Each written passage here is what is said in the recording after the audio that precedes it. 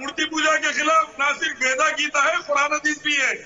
100 करोड़ से ज्यादा हिंदू भाइयों को ये मैसेज देना, श्री राम श्री कृष्ण मूर्ति पूजा के खिलाफ थे, मत करो, एक ईश्वर की पूजा करो। मैं सुब्रमण्यम स्वामी और बीजेपी और आरएसएस के लोगों को बताना चाहता हूं कि कोई भी मखलूक की पैदा हुई सो चीज की पूजा करना हिंदुइज्म के टेनेंट्स के खिलाफ है।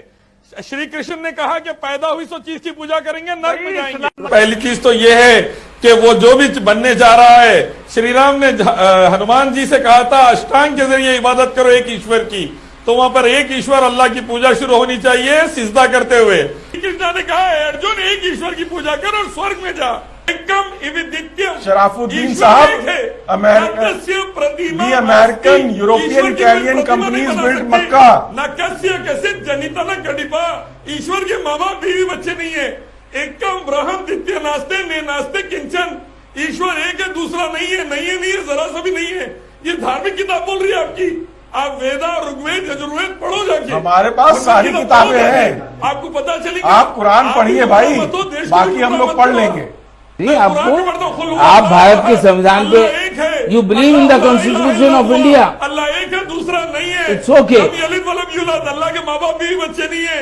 लई सा कमिस्ट्री शहीद, अल्लाह का आकार नहीं बना सकते तुम। कुरान भी वही बोल रहा है, वेद भी वही बोल रहे हैं। तुम जाहिल लोग पढ़े नहीं इसलिए बर्बाद कर रहे थे। इंशाल्लाह बढ़ेंगे और आजादी के वहां पर आकर इंशाल्लाह आजादी के नमाज पढ़ेंगे कुरान हदीस वेदा गीता के हुक्म से, अल्लाह रसूलुल्लाह श्री राम श्री कृष्ण के हुक्म से आजादी के नमाज पढ़ेंगे वहां इंशाल्लाह। भगवत गीता चैप्टर 7 वर्स 20 श्री कृष्ण ने बोला है worship the only creator not the creation, that is ला इलाहा इल्लल्लाह। श्री कृष्ण ला इलाहा इल्लल्लाह बोल दिया मैडम, आपको और क्या प्रॉब्लम है भगवत गीता से कुरान से? देखिए, मुझे तकलीफ इस बात की है कि यहाँ पर यह भी कहा गया, आप शायद सुन नहीं पाए जब लड़ाई हो रही थी, कि होली और दिवाली मनाकर नरक में जाओगे, क्यों मनाते हो?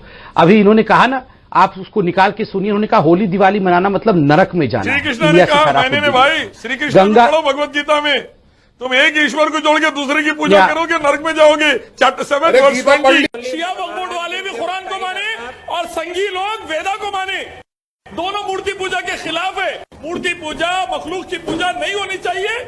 और राम की जो बात कर रहे थे अभी साहब, उनको मैं कहना चाहूंगा कि लुटेरों के साथ डाकुओं के साथ उन्होंने नहीं रहते, अच्छे लोगों के साथ रहते श्री राम। जाके मस्जिदा तोड़ के क्रिमिनल बनेंगे। मर्यादा पुरुषोत्तम श्री राम ने कभी भी अयोध्या में पैदा होने का दावा नहीं किया, ना कोई धार्मिक किताब हिंदुओं की बताती है। ये जितने भी संत लोग हैं 125 करोड़ हिंदुस्तानियों को बेवकूफ बना रहे, वेदा गीता उपनिषद पुराणास के खिलाफ जाके। इनको धार्मिक किताब पढ़नी चाहिए और दिल और दिमाग से उसको मानना चाहिए। श्री राम ने कभी भी ये दावा नहीं किया। श्री राम धार्मिक किताबों के हिसाब से कभी अयोध्या में पैदा नहीं हुए। नहीं पैदा हुए तो कहाँ पैदा हुए? आप बताइए धार्मिक किताबों से प्रूफ करके।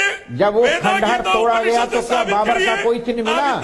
क्या इस्लाम का कोई चिन्ह? एक मिनट, इलियास, क्या कुरान का